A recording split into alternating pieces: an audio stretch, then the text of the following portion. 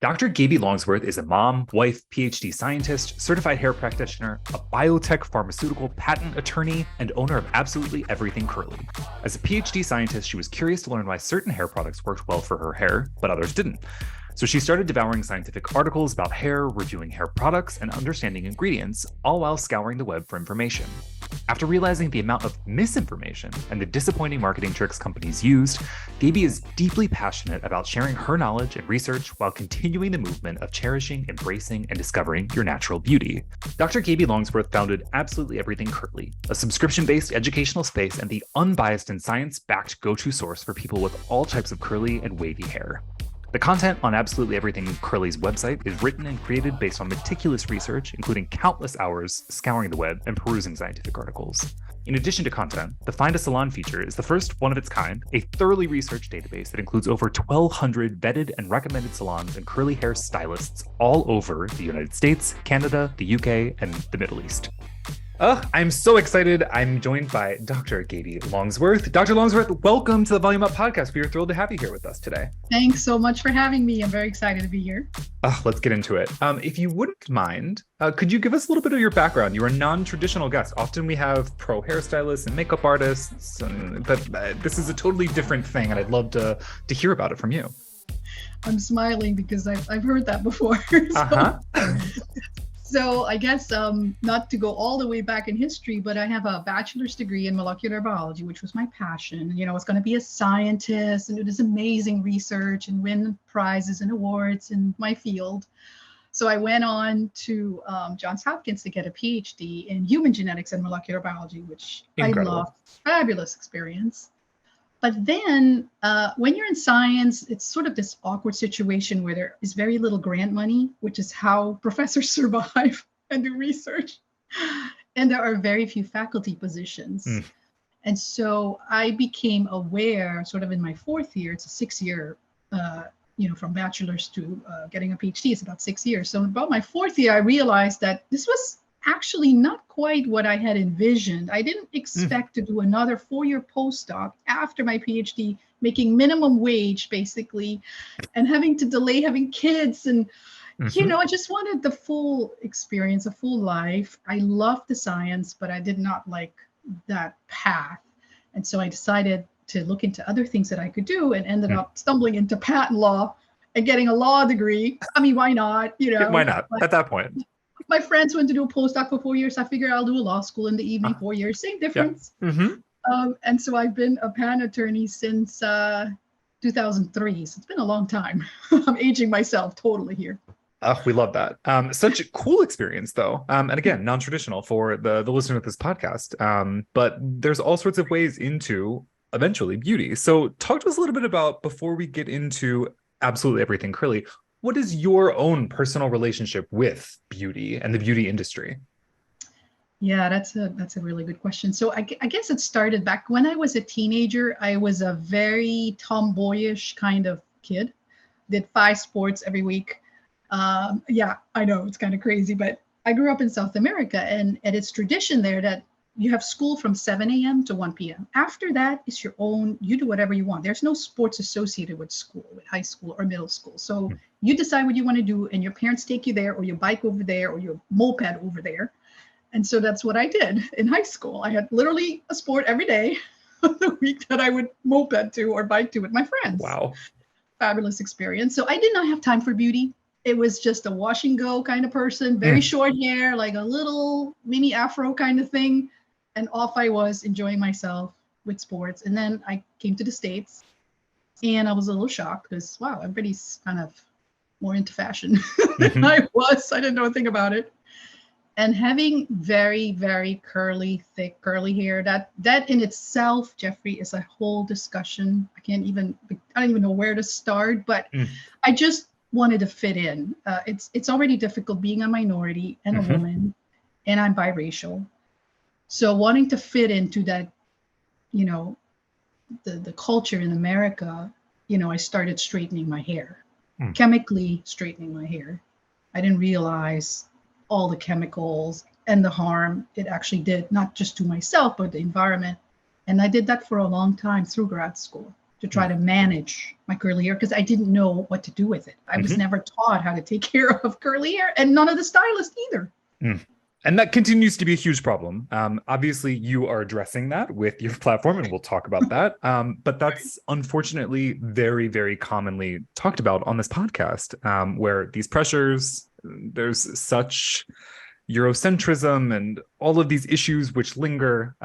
So sorry to hear about that experience, but it led ultimately to you putting all of this background together and to create absolutely everything curly. So if you wouldn't mind, could you talk to us about what this is for the layperson who has no idea?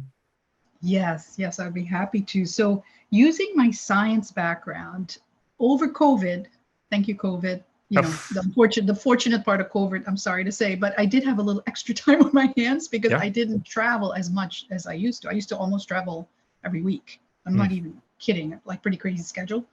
So I had a little bit of extra time on my hands and stumbled upon these Facebook groups of women with my hair type, also women that were going gray, with the struggles. I mean, I couldn't believe how many thousands upon thousands of people are on these groups having issues. And so wanting to also figure out for myself, I already had sort of figured out how to manage my curly hair, but it was a daily thing. And it was just not. If you wouldn't mind, talk to us a little bit. How did you discover this? What were the things that you were doing? Because I feel like this might be sort of enlightening to some folks as well. To other people, yeah. I think I figured out sort of how to make my hair look presentable in a professional environment, right? I'm a law firm partner. But I had to literally every morning go through this ritual, which was time consuming and terrible because I would invariably leave home with wet hair. I just had no time to dry it. That's the reality. And I just wanted to figure out how I could do this like once a week or twice a week and have it look presentable all week, right? So I just started doing all this research into hair and hair science and scalp. And I was just amazed by what I learned. Like, I'm such a scientist at heart. I was just so excited to like read all this stuff and figure out like what are in our hair products. Why do some work for my hair, but not others? What is it about these products? And so this is when I figured it all out. It took me about a year of studying and looking at science articles and investigating and trying different products myself just to see if my theories were right and figuring it out. I was just so excited to share my knowledge. And that's why I built my site, Absolutely Everything Curly, which is an educational website for the most part. Oh, I love that. So if you wouldn't mind, drop the link. Let's just do that here. We're of course going to plug it in the show notes so everybody can click out. But let's talk about how do they access? What is the process like in terms of signing up? Lay it on us, please. Of course. So if you go to absolutellyeverythingcurly.com, you get the opening page. And the first thing it says is take our hair quiz. I think taking that hair quiz is super important if you really are a novice at this and you really do not have a clue about your hair. You may already have figured that out, but still worthwhile taking the quiz, I think. That hair quiz really goes into, and it is a site, of course, for natural curly hair. Sorry, straight-haired folks. There may not be a ton for you. There's plenty of resources for them. They're going to be fine. But anyone wavy, curly, coily, this site is for you. So you take the quiz and it will explain if you are high or low porosity or medium porosity. What does that mean? What your density of your hair is. Low density, high density. How do you figure that out? What is the texture, or do you have fine strands or coarse strands? How do you determine that? Or are you a blend of things like most people? And also, what is your hair type? Are you a type 2 wavy? Are you a type 3 curly or a type 4 coily? So once you have at least that minimal basic understanding, then there are links to different places within the site that help you further understand what kinds of products would be good for your hair type. So, and it goes into a lot of detail, as you can imagine. But if you're someone who has chemically colored your hair, you're probably high porosity, you probably have some damage from the chemical treatments. If you have a lot of hair, these are the products that are good for your hair type. And how do you figure that out? We have over 60 ultimate guides. So this is the part of the website where you can either purchase individual guides or you can get a membership to the site, which is a low $49 for the entire year. You get access to all the guides. So let's say you want a deep conditioner, Jeffrey, for your hair. You know that you are a high porosity person, you have dense hair, you're allergic to coconut.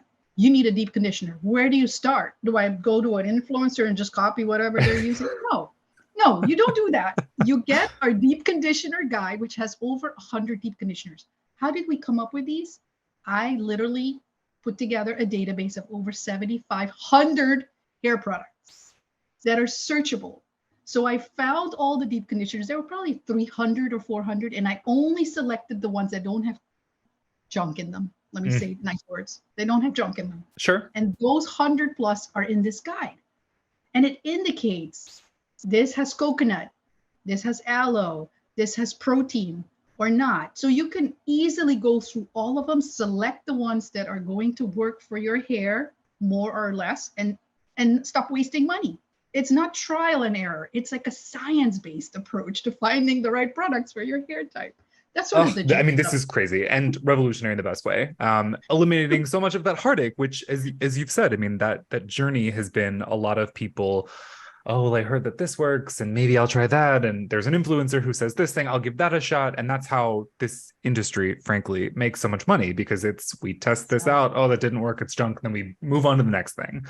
You're taking the guesswork out, which we love. How are you yourself vetting this? Like, how did we stumble onto 7,500 products? Like, is this COVID?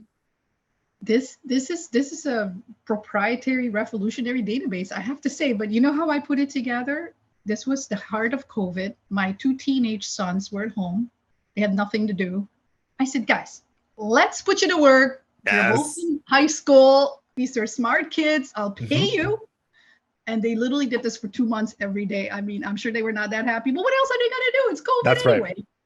Right. I love that. I made a list of all the brands. There's got to be over 500 brands. There may be, of course, there's more, right? We can't do the universe, but the majority that are worth having in a database. And then they would go to the company website, find the ingredient list, copy and paste it in the database. I have it's this massive thing. I mean, it's in different parts, because to open it, you can imagine it takes a while.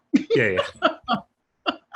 And I've done this for leave-in conditioners, non-sulfated shampoos, mousses, gels, you name it, Jeffrey, we've got it all. And then we also have a bunch of free guides to show, just as a gift to people who go on the site. And then we, in addition to that, have a salon database. This is also really unique. So curly hair people have a very hard time finding curly haired stylists. Yep. Because you don't get the training in beauty school, cosmetic school. You have to do it on your own. Exactly. So to find someone that you can trust who's not going to butcher your hair is every curly has horror stories. I can't even tell you the times that I came home and I cried. Same. I have curly hair, not that you can tell. Same situation. And then it's like, oh, well, we're just going to do a buzz cut. And that's, It's frustrating. You spend so much money and then you hate what they did. So we put together this database with over 1,250 hairstylists. Internationally, importantly. That's so incredibly cool. It's really cool. We're expanding. We're trying to get some Australian curly hairstylists in that as well to cover our Australian friends. But yeah, we got the UK, the Netherlands, some of the Middle East, a lot of curly hair people, and then the US and Canada, and it's growing. And so these are vetted stylists that have, proven that they have the ability to cut curly hair, etc. So this is all part of the membership fee. One little fee to get access to all of this stuff. Incredible. Truly incredible. Dr. Longsworth, what is the sort of most common misinformation that you hear about curly hair that maybe the site covers or cleans up for people? I would say if you're a non-curly person, I think the most common misconception is that it's always frizzy and unmanageable. And it's horrible. It's just so unfortunate that you have curly hair and you need to just straighten it to make it look presentable. And there's, that's far from the truth. It's because people don't know how to handle the hair and they're using the wrong products. That's all there is to it. So A lot of what the site does is educate the end user who has curly hair themselves. Are there any plans to help with educating the stylist? I mean, I know that you've compiled this incredible list of people across the world that are specializing in curly hair. Just wondering if that's a thing that's on your horizon or It, not. it is on our to-do list. Yeah, I think I actually want to perhaps provide seminars or webinars or something like that to stylists to educate them on how to take care of curly hair. I'm not a stylist myself, but I can at least teach them the part about what hair products would you use, how would you determine which ones to use. And of course they have to figure out the cutting part, but that you can take classes for, etc. But at least I can help with the other aspect of it, which most of the time the products they're using are completely not helpful. Yeah. So yeah, I think it's a great point. I love that you referred to it as junk too, because you're absolutely right. But you're a scientist, and people are going to take what you say a little bit more seriously than some of us. So, if you wouldn't mind, talk to us a little bit about the entrepreneurial aspect of this. I mean, it sounds like you've been quite enterprising in your own career, but this is not, academia or law. What was the impetus? I mean, you talked about COVID and extra time on your hands, but I would love to understand, like, there's a difference between thinking something through and then actually doing the thing, and you've done it in a big way. Yeah, I guess it stems from my upbringing. My parents are both teachers. And so it's always this environment, where we grew up with just books everywhere. Just every room had books everywhere. People would borrow books from us because you couldn't find them in the library, kind of thing. So education was a huge part of my upbringing. And in the law firm, I love teaching and mentoring sort of incoming attorneys and other legal professionals. So I guess because it started out as a hobby and a real passion project, it then became this real urge to teach others, because I really want to see more representation in the law, especially where it's a very lily-white, Eurocentric, like you said, world where you're expected to look a certain way. And I'm the only, I can say I'm the only partner in my firm with naturally curly hair and gray on top. Like, I'm complete oddity. Okay. So I want to see more women. I wanted to have more women and men to a certain extent, but more women feel comfortable that they can be themselves and that they can put their health first. Because a lot of Black women in law are, doing the chemical relaxers because they have to look, like their female white colleagues who have, straight blonde hair, whatever, and so it was so many different things that all came together, and it's hard to point to any one thing, but when you put it all together, that's sort of how I arrived at it. Does that make sense? It makes total sense. And I love this. It's so important that we have people like yourself who are pushing this forward, that, it's informed by a passion point and then it becomes something much bigger. I'm so touched. And I know that people are seeing an impact of this passion. And so that's I think the really incredible part. And hopefully even more people will be signing up as a result of listening to this podcast, because they really should. This is such a resource to them. I didn't realize how difficult entrepreneurship was. Wow. Yeah, that was definitely a learning. Would you mind sharing a little bit? Are there any stumblings or things that you wish you could do differently, knowing now what you know? Gosh, yeah, I really wonder. But I think just I was very naive about it. I was like, I'll put this gorgeous website together with all these resources, and then people will just flock to it and sign up. Yeah. Not quite. First of all, even to get on the Google, search engines and everything, like SEO is huge. And that took a little while to really grasp that, because I wasn't in that world, right? I'm in the world of science and law. Like, this is all totally new to me. Yeah. Like, Instagram, what was that? I had to, my kids had to teach me, like, what is this? All of that stuff that I had to learn. Social media, PR, there's just so many moving parts. Yeah, it's definitely been a little bit of a shock to the system, I have to say, because letting it grow organically is an option, but that will take Yeah, years, correct. right? So I don't know how I would have done it differently, but it's definitely been a roller coaster ride, I have to say. Well, I love the candor. I don't love that experience for you, but with any luck, it'll be easier for the next person. Yes. Perhaps. Yes. So, is there any advice that you have for other women, specifically, perhaps minority women who are thinking about taking a big leap and doing something of an entrepreneurial nature, as regards your experience with absolutely everything curly? Definitely. I think the most valuable thing for me was to actually speak to other entrepreneurs. And so luckily, I had my business consultant knew several women entrepreneurs that I spoke to just to get the sort of how did you start your business? What are the difficulties you ran into, that kind of thing. But then they also had a wealth of information about contacts. Like, Mm. hey, reach out to this person for social media or PR. Like they're already in that world of beauty and hair.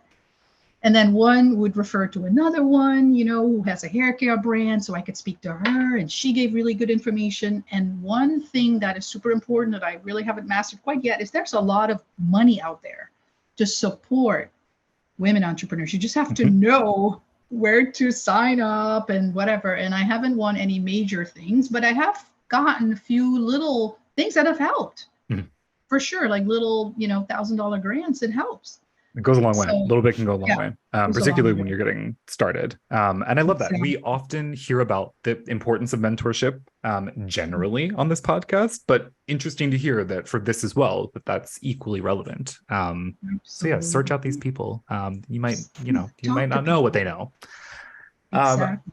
all right, well, let's talk, if you wouldn't mind, a little bit about hair health generally. I mean, obviously, you've done the deep dive, but perhaps others haven't, and maybe they're turning a willful blind eye.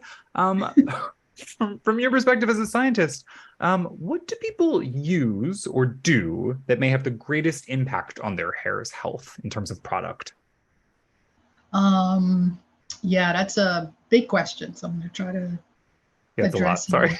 in bite-sized chunks. Because as you go through life, like different parts of your life, your hair will behave differently and can handle a lot more. Mm, So what I mean is when you're a teenager versus in your 20s versus in your 50s, there's different things you can do. Some will have very minimal impact because you're so young and healthy and hair regenerates quickly and your hmm scalp is, in prime shape versus in your 50s, you got to be careful. And then what you put in your body, I think a lot of people forget, clearly affects your hair, your skin, and your nails. hmm So, for example, if you are a teenager and you live on fast food, you may not have any effects because you're young. You're so healthy at that point, right? You can handle a lot of damage. It will catch up with you. But when you're young, you're not going to pay attention. You're going to bleach it every week, whatever, cut it off. It will regrow very, very fast, et cetera, et hmm cetera. So you can do a lot of things and it's not going to have a major impact, at least initially.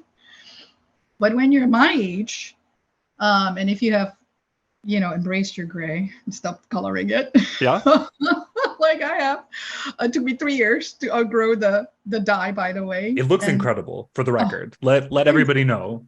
This is obviously an audio visual, but there's video that will be out there eventually, and, Oh, and they'll see it. It looks thank incredible. you.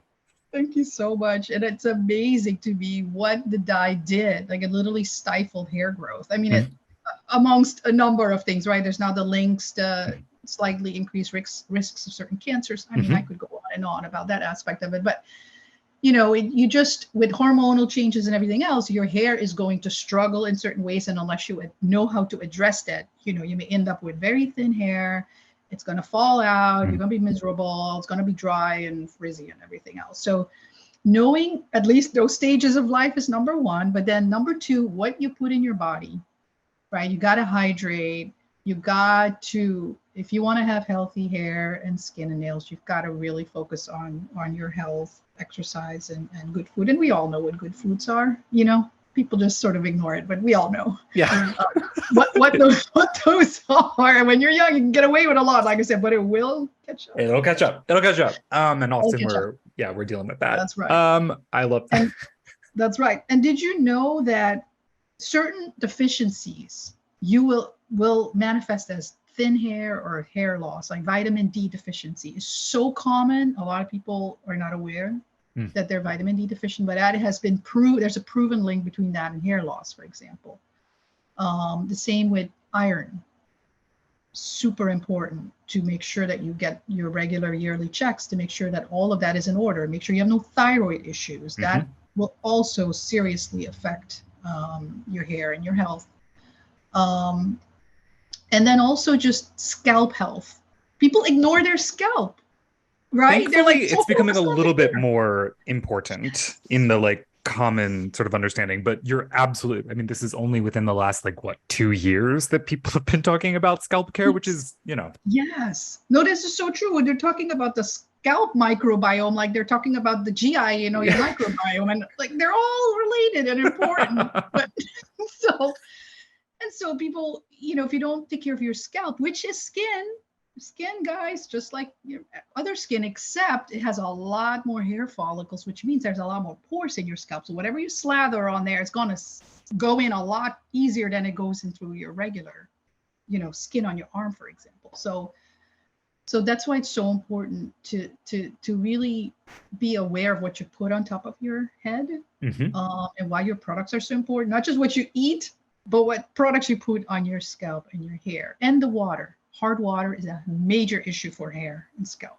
We've talked a little bit about the hard water, but I don't think that people give that as much attention as maybe some of the other things. But well put. To that end, and I know that you've got a database, which people will need to sign up and get access to. Are there any brands that you might recommend against in terms of, I've got curly hair. I want to use something to maybe help with definition of curls. Is there something you would just immediately, it's all junk, don't do it? Is there any hot takes? I could whisper it to you in but I go to the site and find out. I usually try to promote the brands that I like, but sure. Why don't if you wouldn't mind, let's do that. I feel like that's incredibly helpful. So what are some brands then that you would recommend to someone who maybe they don't know that they are as high quality as you suggest? Yeah, my favorite brands right now are EcoSlay. Why do I love EcoSlay? It's homemade. It's amazing.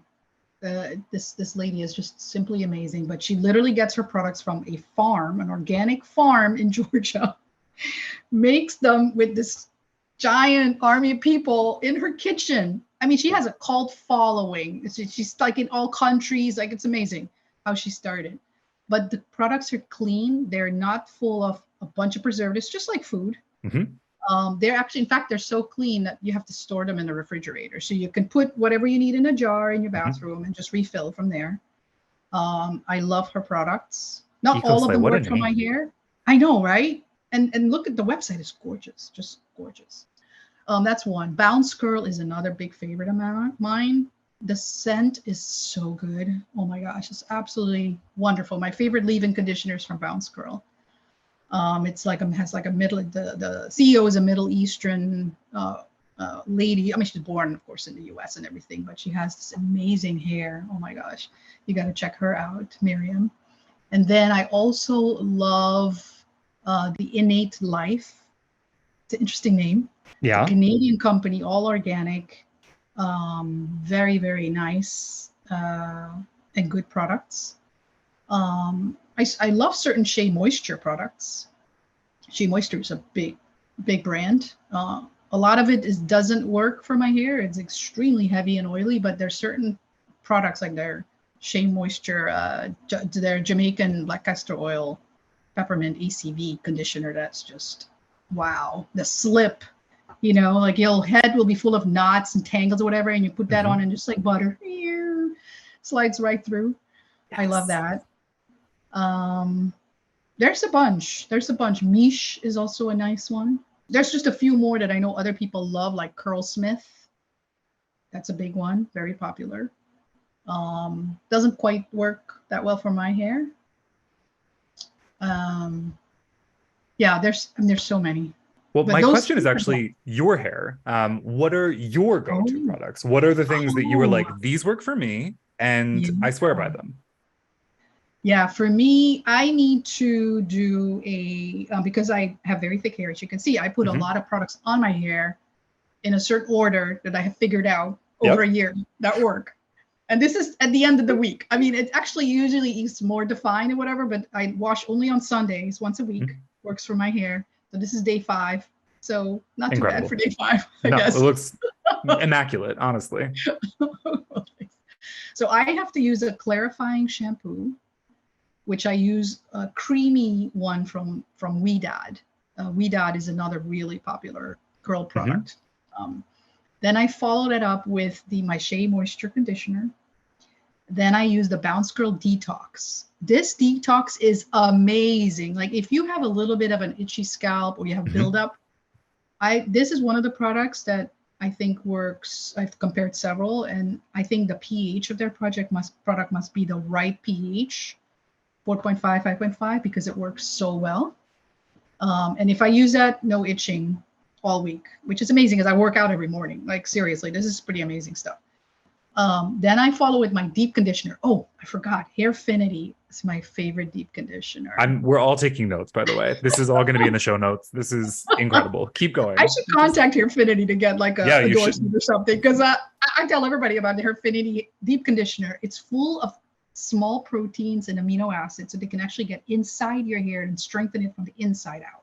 Mm. Some other products have bigger proteins like keratin and Yep. collagen that sits on top of your hair. So only certain hair types can deal with that because otherwise your hair will become brittle and it will break. Hmm. But the Hairfinity deep conditioner, wonderful. It smells good.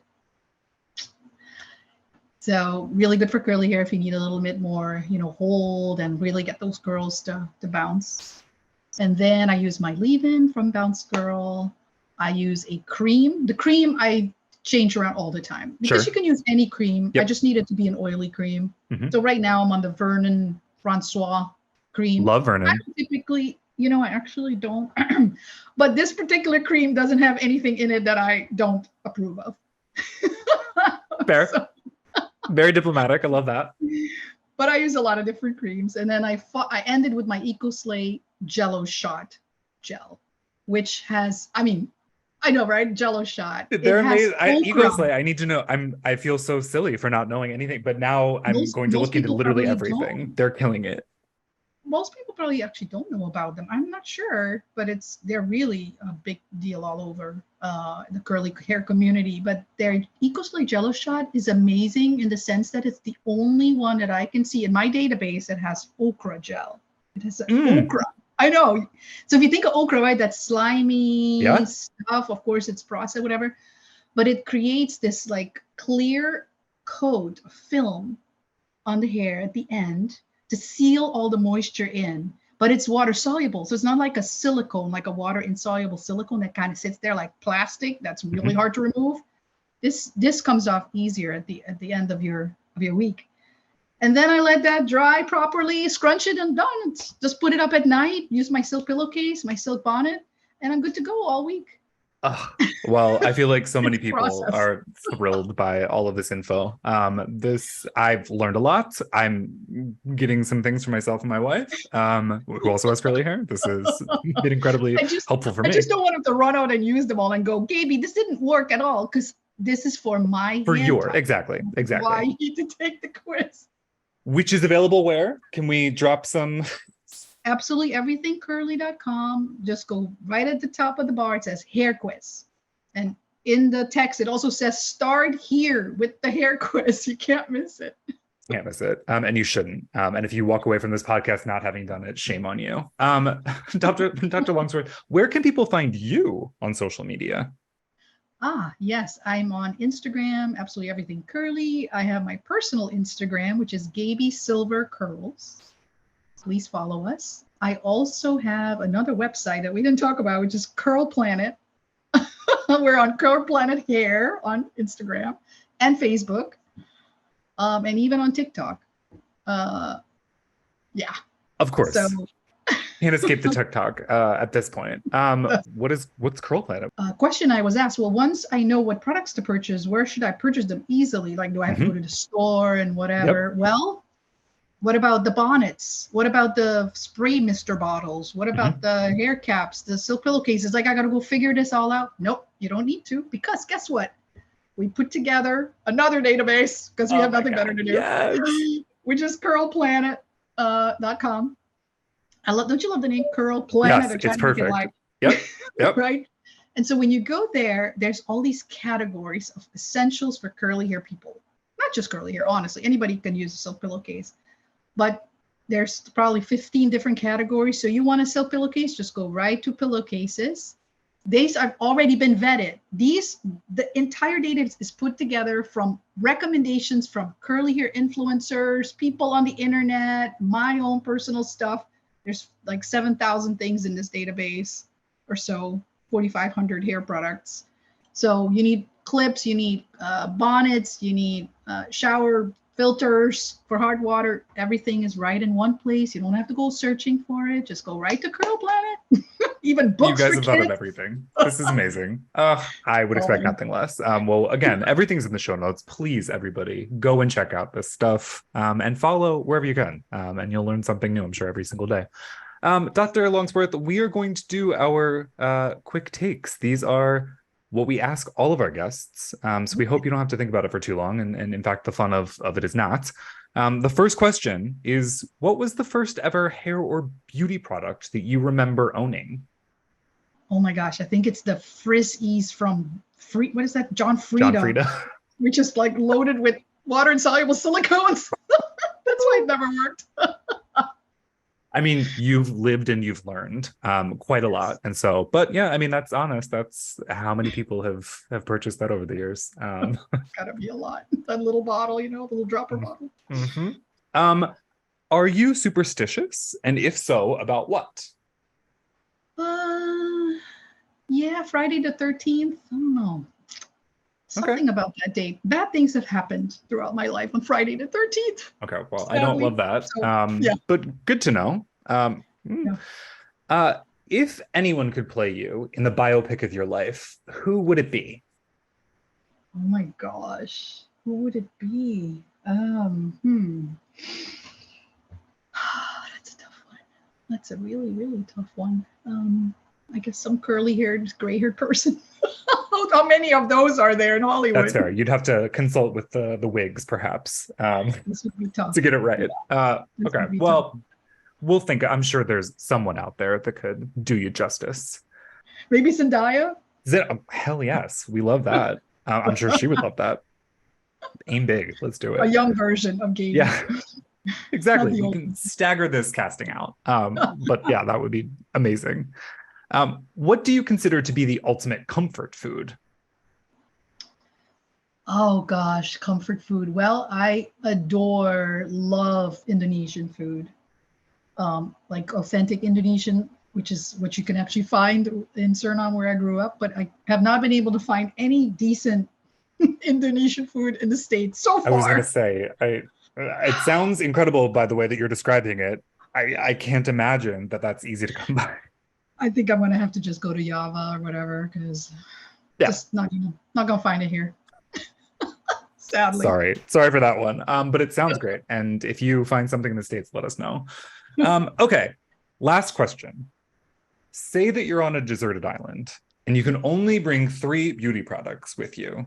What are you bringing? The caveat being, you're not going to die of starvation. You've got water, there's shelter. All of those like basic necessities are covered. This is like, you're alone with your thoughts and you need some hair product or beauty product. What's that going to be? Oh, that's easy. So I'm going to take my slippery conditioner, my wide tooth comb, and my gel. Boom. Any specific gel? I mean, you've already blessed us with so many products, but I mean, is there a gel I that think you I'm going to stick with my Jello shot. I think that's going to work well on the deserted island. I already have coconuts, so I'll have coconut water to wash my hair with and braid it or whatever, and I'll be fine. My hair will be in tip-top shape at least. I love this. And I mean, if anybody's going to make it work, it's going to be you. Dr. Longsworth, thank you so much for joining us on the podcast. Please come back anytime. And again, everybody listening, go to the show notes, check out these links. She's made things so incredibly easy for us. So let's take advantage. Thank you, Jeffrey. It was so much fun to be with you today. Thanks so much for having me.